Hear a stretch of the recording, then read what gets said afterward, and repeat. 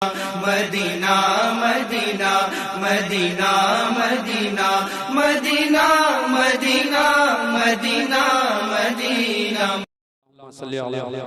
सय्यदना शफीना मौलाना मुहम्मद बिन मअदनिल जूद वल करम व आलिहि व बारिक वसल्लम सलातो व सलाम अलैका या रसूलल्लाह सल्लल्लाहु अलैहि वसल्लम।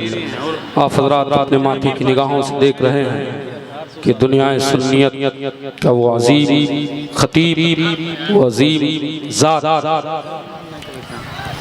और इस इलाके के एक जिम्मेदार आलिम दीन मसलक आला हज़रत के मुहाफिज़ मसलक आला हज़रत खतीब जहांगीरी पीर तरीक़त रहबर राह शरीयत हज़रत अल्लामा शाह अलहाज सैयद ख्वाजा मुहिब्बुल हक साहब क़िबला दामा ज़िल्लहुल नूरानी तशरीफ़ फरमा हो चुके हैं। बस 2 मिनट 2 बातें और मैं आपको 2 वाक़या सुना करके इस हवाले से चंद मिनट की गुफ्तगू करके रुखसत हो जाऊं। हज़रत को आप हज़रात तिरस्मात करें, चेहरे की ज़ियारत करें, नूरानी चेहरा आप देखें, आप नूरानी चेहरे की ज़ियारत करेंगे और आका का जिक्र सुनेंगे तो इंशाअल्लाह ताला नेकियों में इजाफा होता रहेगा।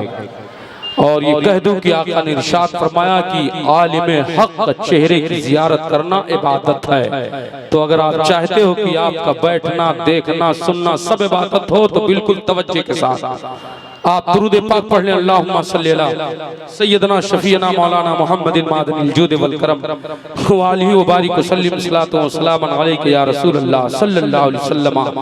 ये हुजूर वाला की ज़ात बड़ी अजीम ज़ात है। आप हज़रात की बारगाह आप हज़रात के माबैन हज़रत हमेशा हाजिर होते रहते हैं। हज़रत की ज़ात बड़ी बबरकत ज़ात है, इनसे आप वाबस्ता रहें, इनके फैज़ान से मालामाल होते रहेंगे। हज़रात गिरामी सरवरे कौनैन सल्लल्लाहु ताला अलैहि वसल्लम ने इरशाद फरमाया, लोगों के साथ अच्छा सलूक करो, भलाई करो, इसी में बेहतरी है।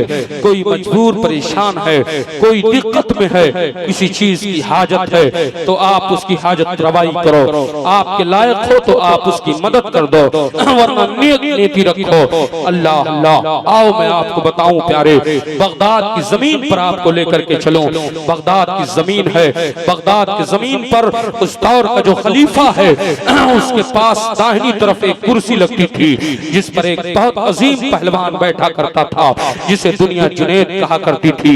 जुनैद बैठते थे और उसके बाद ये बड़े फख्र से उस वक्त का खलीफा अपने सर को उठाकर कहता था, मेरा जुनैद है जिसके मुकाबिल के लिए इराक में कोई नजर नहीं आता है, जिसके मुकाबला करने के लिए कोई राजी नहीं रहता है।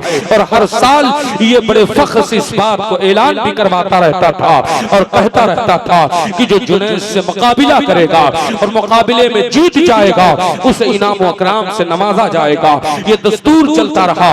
एक मर्तबा जब इसने ऐलान करवाया खलीफा ने गिरदो नवाह में कि अगर कोई जुनैद बगदादी से कुश्ती करे और मुकाबले में जीत हासिल कर ले तो उसे इनाम व इकराम से नवाजा जाएगा। ऐलान हो गया मगर कोई सामने नहीं आया, किसी ने कुछ कहा नहीं, किसी ने चैलेंज कबूल नहीं किया। 1-2 दिन का अरसा गुजर गया। उसके बाद खलीफा के दरबार में एक नौजवान आया जिसके पैरों में चप्पल नहीं थे, जिसकी पुष्ट पर कमीज फटी हुई थी मगर नूरानी चेहरा था। अल्लाह अकबर। बदन से भीनी भीनी खुशबू आ रही थी। नौजवान आया और आने के बाद कहा, खलीफा मैंने सुना है तुम्हारे पहलवान से तुमने मुकाबला का ऐलान करवाया है, जो मुकाबले में जीत हासिल करेगा आप उसे इनाम व इकराम से नवाजेंगे। कहा हाँ ये मैंने ऐलान करवाया है। कहा तो खलीफा मैं आपके चैलेंज को कबूल करता हूँ, मैं आपके जुनैद से लड़ूंगा, मैं जुनैद बगदादी को कुश्ती में हराऊंगा।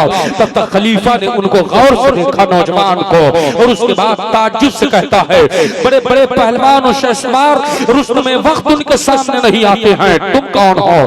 कहा आपको इससे मतलब नहीं है, आप तारीख मुतय्यन कर दीजिए और जगह मुतय्यन कर दीजिए। चुनांचे बादशाह ने खलीफा ने फौरन तारीख मुतय्यन करवा दी और जगह का इंतखाब करवा दिया।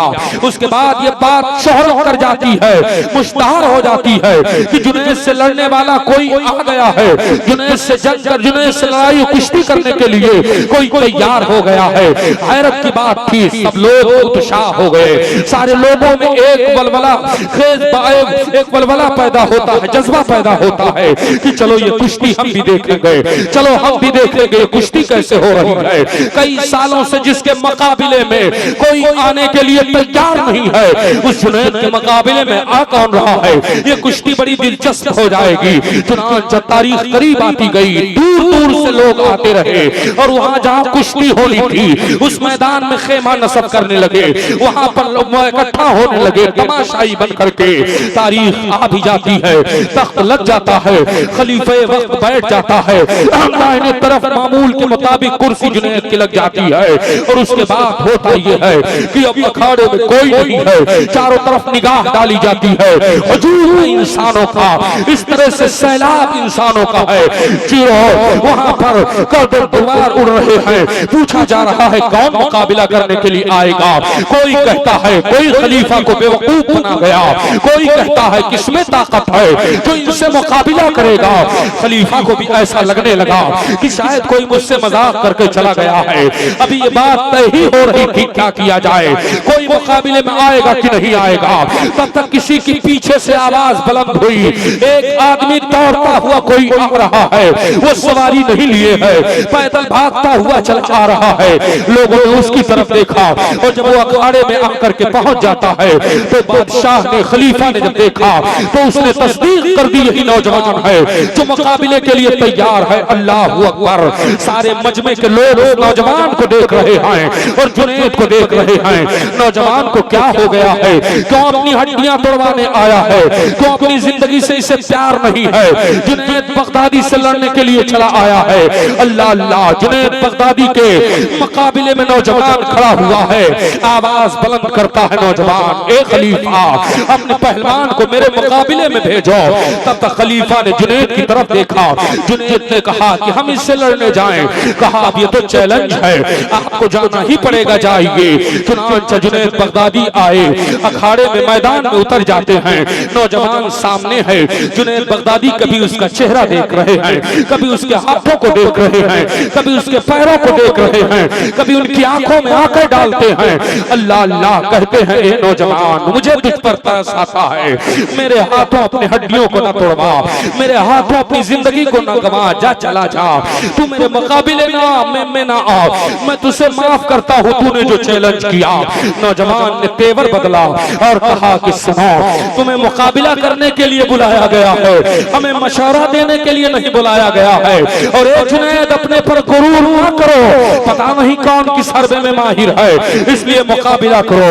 जुनैद फिर अपने माथे को साफ करते हुए कहते हैं कि मैं कहता हूँ कि ये नौजवान चला जा, अभी वक्त है। नौजवान ने कहा जुनैद आप खलीफा के सामने कह दो, इन लोगों से कह दो कि मैं हार कबूल कर लिया, मैं चला जाऊंगा। तब तक जुनैद को गुस्सा आ गया, आंखें सुर्ख होने लगी, पहलवानी तेवर आ गया, शाना हिलाना शुरू करते हैं और उसके बाद कहते हैं जब तू अपनी जिंदगी खुद ही तबाही में डालना चाहता है तो आ मुकाबले में आ। नौजवान आगे बढ़ा, जुनैद बगदादी ने नौजवान का हाथ अपने पंजों में पंजा मिलाया और मिलाने के बाद मरोड़ा हाथ को, मरोड़ने के बाद अपने बाहों में, अपने बगल में दबोचा, चाहा कि जमीन पर पटक दे। तब तक उनके कानों में एक सरगोशी गूंजती है, ए जुनैद मैं कोई पहलवान नहीं हूँ, मैं अली के बाग का एक मुरझाया हुआ फूल हूँ, रसूलुल्लाह के गुलशन का एक अदना हूँ। ए जुनैद बगदादी मेरे पास बड़ी गुर्बत है, जुनैद बगदादी मेरी बच्चियां झाड़ियों के पीछे बैठी हैं, कई दिन हो गया उन्होंने कुछ खाया पिया नहीं है, जुनैद कोई जरिया नहीं मेरे पास है, अगर ये मुकाबला हमें जीत लेने दो ताकि मैं अपने बच्चों के लिए कपड़ा खरीद लूं, उनके लिए रोटी का इंतजाम कर दो, अगर ऐसा होने ने दो तो खुदा की कसम क़यामत के मैदान में नाना हुजूर से कहकर तुम्हारी शफाअत करवा दूंगा। जुनैद बगदादी के कानों में जब ये आवाज गूंजती है, जुनैद बगदादी कहते हैं मुझे ये खबर नहीं कि ये कौन है, ये कहां का रहने वाला है, मगर रसूलुल्लाह की निस्बत का हवाला दे दिया, आका के ज़ाते पाक का हवाला दे दिया। जुनैद बगदादी के जिस्म में कपकपी तारी हुई और अपने आप को जमीन पर गिरा लिया, नौजवान सीने पर आ गया, कहा खलीफा अल्लाह इनाम हमें दे दे। खलीफा ने इनाम दिया, ये पैसा शर्फियां लेकर के ये भागे और अपने रास्ते पर हो लिए। इधर सारे शहरी, सारे तमाशाई और वो खलीफा जुनैद को बुरा बुरा कहते चले गए। ये जुनैद ने नाम मिट्टी में मिला दिया, जुनैद ने इज्जत को बेकार कर दिया, औकार को खत्म कर दिया। एक नहीं कमजोर इंसान से हार गया, सारे लोग चले गए। जुनैद बगदादी जब उठते हैं और अपने घर की तरफ आते हैं कि दरबारे खिलाफत से मुझे अब दूर कर दिया जाएगा, अब मेरी कुर्सी को हटा दिया जाएगा, अब मेरे साथ कोई अच्छा सलूक नहीं करेगा, लोग मुझे गालियां देंगे, लोग मुझसे नफरत करेंगे, ये कहते हुए रोते हुए चले आए। अपने बिस्तर पर गए, कुछ खाया पिया नहीं, बड़ी फिक्र में हैं, करवट पर करवट बदल कर रहे हैं, करवट पे करवट बदल रहे हैं, नींद नहीं आ रही है। अल्लाह अकबर प्यारे रसूल करीम सल्लल्लाहु अलैहि वसल्लम की बारगाह में लो लगाते हैं। ए मुसलमानों, आका की बारगाह वो बारगाह है कि जब आदमी हर तरफ से मायूस हो जाए और अपने आका की तरफ लो लगा दे तो उसे उम्मीद की किरण नजर आ जाती है, उसके मसाइल का हल नजर आ जाता है। आला हजरत इसी जानिब इशारा कर रहे हैं कि एक दिल हमारा क्या है आज़ार इसका कितना, तुमने तो चलते फिरते मुर्दे जिला दिए हैं, मुर्दे जिला दिए हैं। हज़रत जुनैद को नींद नहीं आ रही है, मगर आँख बंद होती है जैसे औंघ आती है, तो दोनों आलम का ताजदार गजलवे जहां आरा नजर आता है।